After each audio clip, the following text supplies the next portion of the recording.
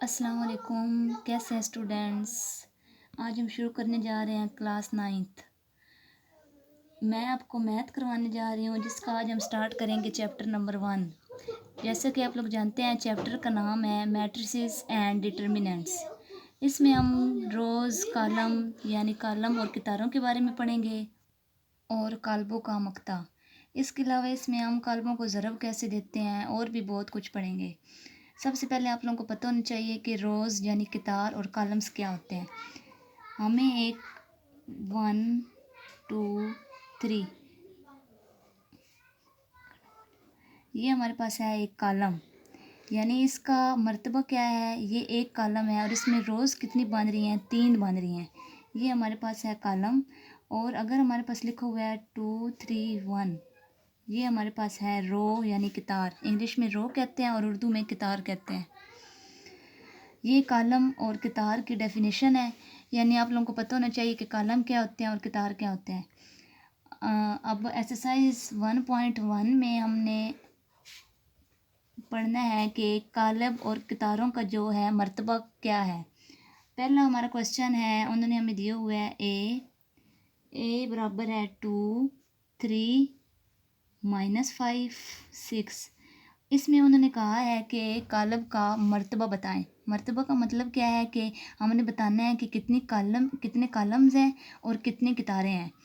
अब इसमें एक बात याद रखनी है कि आपको पहले आपने जो बताना है वो कितार का मर्तबा बताना है। पहले आपने देखना है कितनी कितारें हैं, फिर आपने देखना है कितने कॉलम्स हैं। अब कितारें इसमें मैंने आपको पहले बताया कि कितार जो इस शेप में होंगी वो कितार होंगी, जो इस शेप में होंगी वो कॉलम्स होंगे। अब इसमें कितारें कितनी बन रही हैं? ये कितार है एक और एक ये कितार है, यानी 2 कितारें हैं, 2 लिख लेंगे। और कॉलम्स कितने हैं? ये कॉलम्स है और एक ये कॉलम है। कॉलम कितने बन गए? 2। तो हमने लिख देना है 2/2। ये आंसर में हमने सिर्फ लिखना है। जब वो हमें कहेंगे कि कॉलम का मर्तबा बताएं, पहले आपने रोज़ को शो करना है कि रोज़ कितनी है, यानी कितारें कितनी हैं। फिर आपने बताना है कि कॉलम्स कितने हैं। इसी तरह बी उन्होंने हमें दिए हुए हैं 2 3 0 5। इसका भी कॉलम का उन्होंने कहा है कि मर्तबा बताएं। इसमें भी हमें पता चल रहा है कि 2 ही रोज़ हैं और 2 ही जो है कॉलम्स हैं। इसमें भी क्या आ जाएगा? 2/2। ये दोनों सेम थे। आगे सी वाले में वो कहते हैं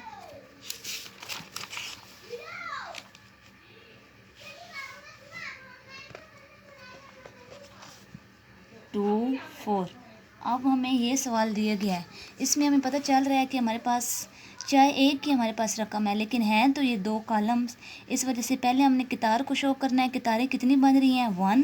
पहले कितार के लिख लेना है 1 बाय कॉलम्स कितने हैं? 2। बस इतना बताना है। आगे इसी तरह डी है, पार्ट नंबर 4 है, ये पार्ट नंबर 3 है। 4 4 0 6। इसमें अब कितारें कितनी बन रही हैं? 1 2 3। 3 बाय कॉलम कितने हैं इसमें? कॉलम एक ही है तो ये 3/1 आ जाएगा। अब आगे ई उन्होंने हमें दे दिया है, part number 5 E A B C D E F. अब हमें ए बी सी डी दे दिए हैं। अब हमने इसमें बताना है कि मर्तबा क्या है। अब इसमें हमें पता चल रहा है कि हमारे पास जो रोज़ हैं यानी कितारें हैं वो हमारे पास 3 है। एक ये है, एक ये है और एक ये है। हम लिख देंगे 3 बाय कॉलम्स कितने हैं? एक ये कॉलम बन रहा है और एक ये कॉलम बन रहा है। 3/2 आ जाएगा हमारे पास। इसमें से MCQs पूछे जा सकते हैं, इसी वजह से MCQs के लिए आप ये प्रिपेयर कर लें। वैसे तो ये क्वेश्चन में तो नहीं पूछे जा सकते। 2 हैं। अब इसमें हमारे पास हमें पता है कि ये हमारे पास रो है या कॉलम है। ये हमारे पास अब एक ही रो बन रही है, रो भी है और कॉलम भी है। इसमें हम लिख देंगे 1/1 1/1, यानी ये हमारे पास कॉलम भी हो सकता है और रो भी हो सकती है। अब 6 हमें जो दे दिए 7 जो दे दिए गए हैं वो है G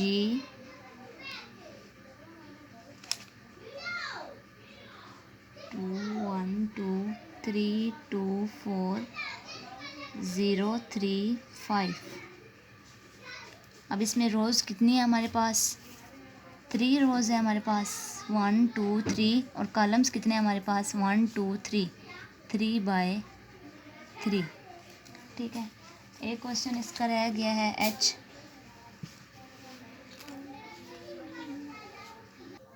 अच्छा, 2 1 3 0 4 6। अब इसमें मर्तबा हमारे पास क्या होगा, रोज़ जो है हमारे पास 2 हैं और कॉलम्स कितने हैं, 1 2 और 3, 2/3। ठीक है, ये अब एक्सरसाइज 1.1 का क्वेश्चन नंबर 1 के मैंने सारे पार्ट करवा दिए हैं आपको। इसमें हमने ये सिर्फ ये बताना है कि हमारे पास कि इनका मर्तबा क्या है। सिर्फ एक बात माइंड में रखनी है कि पहले आपने रोज़ का बताना है कि रोज़ का लिखना है आपने, पहले कितनी रोज़ हैं, फिर आपने कॉलम का लिखना है। पार्ट नंबर 1 कंप्लीट हो गया। आगे पार्ट नंबर 2 है। पार्ट नंबर 2 में हमने सिर्फ बताना है कि कौन कौन से कॉलम जो हैं आपस में इक्वल हैं, यानी मसावी हैं। अब जो ये हमें वैसे पूछे तो नहीं जा सकते, लेकिन फिर भी आप लोगों को पता होना चाहिए।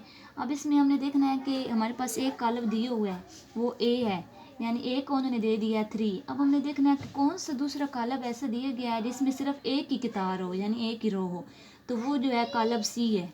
ये करने की ज़रूरत नहीं है आपको। आगे क्वेश्चन नंबर 3 मैं आपको करवाने जा रही हूँ। क्वेश्चन नंबर 3, क्वेश्चन नंबर 3 में उन्होंने कहा है ए बी सी और डी की कीमतें मालूम करें जो दी हुई मसावात को दुरुस्त कायम रखती हैं। पहले रकम लिख लेते हैं, A plus C, C minus 1, A plus 2b, 4d minus 6 is equal to 0, 3 minus 7, 2d। ये हमें वैल्यू दी हुई है और उन्होंने कहा है अब इसमें हमने ए बी सी और डी की वैल्यू फाइंड करनी है।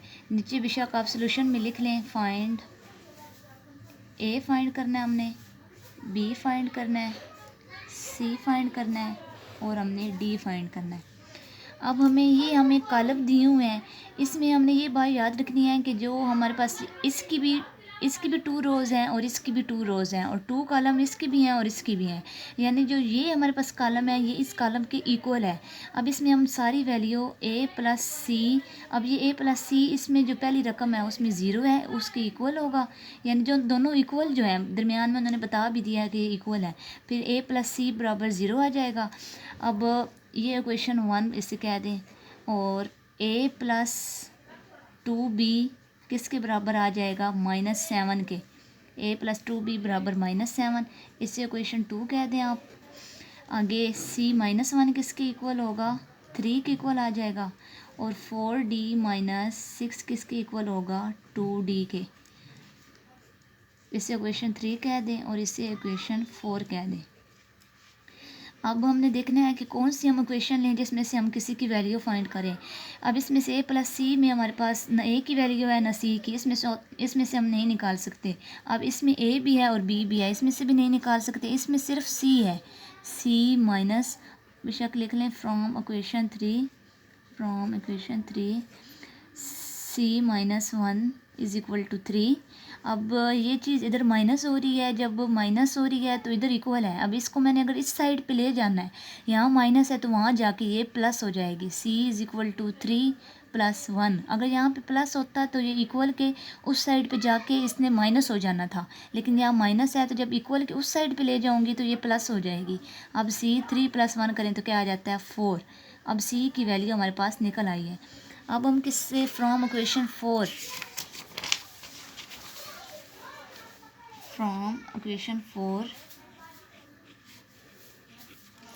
अब वो इक्वेशन लिख लें, 4d minus 6 is equal to 2d। मैंने ये क्यों ली है, क्योंकि इसमें भी सिर्फ दोनों तरफ d मौजूद है, इसमें 2 रकमें नहीं है हमारे पास। अब -6 इधर ही या 4d इसको इधर ले आए, यहाँ पे अब कुछ भी नहीं है, जिसके साथ कुछ भी नहीं होता तो उसके साथ प्लस का निशान होता है। अब यहाँ पे प्लस है, अब इसको अगर मैंने इक्वल के इस साइड पे लेके आना है तो ये -2d हो जाएगा, और इस -6 को मैंने इक्वल के उस साइड पे लेके जाना है तो ये क्या हो जाएगा, प्लस हो जाएगा। अब 4D माइनस 2D करेंगे तो ये क्या हो जाएगा, दोनों के साथ D है इसी वजह से दोनों को माइनस कर रही हूँ। अगर एक के साथ C होता और एक के साथ D होता तो हम माइनस नहीं कर सकते थे। अब दोनों के साथ D है तो दोनों को माइनस किया, यहाँ पे भी कुछ नहीं है, यहाँ पे भी प्लस है, प्लस माइनस माइनस होगा, 2D आ जाएगा इज इक्वल टू 6। अब ये चीज़ इसके साथ जो है ज़रब हो रही है, ये हमें पता होना चाहिए इसके साथ ज़रब हो रही है। जब एक चीज़ एक साइड पे ज़रब हो रही हो, जब इक्वल के दूसरी साइड पे ले जाते हैं तो वो उसके साथ जाके डिवाइड हो जाती है। अब 2D इसके साथ ज़रब हो रहा है तो इसके साथ जाके डिवाइड हो जाएगा D।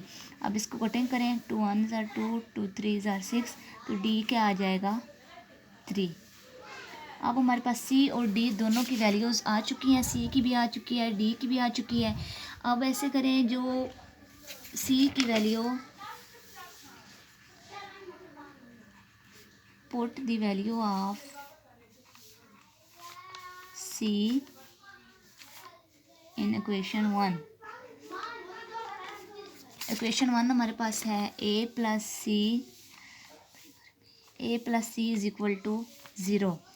अब हमारे पास क्योंकि C की वैल्यू है a प्लस सी, हमारे पास 4 निकला था पीछे, इज़ इक्वल टू 0। तो अब ये इसके साथ प्लस है, हमने a की वैल्यू निकालनी है तो ये इक्वल की उस साइड पे ले जाऊंगी तो ये माइनस हो जाएगा, a इज़ इक्वल टू -4। अब हमारे पास a की भी आ चुकी है, C की भी आ चुकी है और D की भी आ चुकी है। अब हमारे पास सिर्फ रह गया B की वैल्यू। अब फ्रॉम इक्वेशन टू हमारे पास दी हुई है a plus 2b is equal to -7। अब हमारे पास क्योंकि a की भी वैल्यू है, a की वैल्यू सिंपल इसमें पुट करें, plus 2b is equal to -7। 2b इधर ही रहे, ये इधर माइनस हो रहा है, इसको इधर ले जाऊंगी तो ये क्या हो जाएगा, प्लस हो जाएगा, -7 plus 4, 2b is equal to -3 हो जाएगा, -7 प्लस 4। और इसके साथ सिंबल अब कौन सा आएगा, जब दो रकमें हमारे पास दी गई हों तो एक के साथ माइनस हो और एक के साथ प्लस हो, माइनस प्लस होते तो माइनस है, लेकिन जो बड़ी रकम के साथ हमारे पास सिंबल यानी अलामत होगी बड़ी रकम के साथ, आंसर में हमारे पास वो निकलेगी, -7 -3 आ जाएगा ये b। अब इसके साथ मल्टीप्लाई हो रहा है तो यहाँ जाके क्या हो जाएगा, -3/2 इधर आके डिवाइड हो जाएगा। अब हमारे पास सारी वैल्यूज़ आ चुकी हैं, a की भी आ चुकी है, b की भी, c की भी और d की भी। हमें क्वेश्चन में यही पूछा गया था कि आप a b c और d की वैल्यू फाइंड करें। कुछ भी मुश्किल नहीं है, सिर्फ आपने जो कॉलम दिए हुए हैं आपने उनको इक्वल रख लेना है। इक्वल रखने के बाद आपने खुद दिमाग से सोचना है कि कौन कौन सी हम इक्वेशन को सॉल्व करें, जिसमें हमारे पास एक रकम होगी उसको सॉल्व करके ले जाना है। पहले सी की वैल्यू निकल आई थी, फिर हमारे पास डी में भी सिर्फ एक ही रकम मौजूद थी, हमारे पास डी की वैल्यू निकल आई। फिर हमारे पास जब हमारे पास सी और डी की वैल्यू निकल आई, फिर हमने इक्वेशन 1 और 2 को हमने यूज़ करके उसमें हमने जो वैल्यू निकली हैं वो हमने पुट कर देने हैं, फिर हमारे पास ए और बी की भी वैल्यू निकल आएंगी। ये हमारी थी एक्सरसाइज 1.1, बिल्कुल छोटी सी एक्सरसाइज है। और इसमें अगर आपको कुछ समझ ना आए तो कमेंट्स में मुझे ज़रूर बताइएगा, इंशाल्लाह मैं वो सॉल्व कर दूँगी। ठीक है, अल्लाह हाफिज़।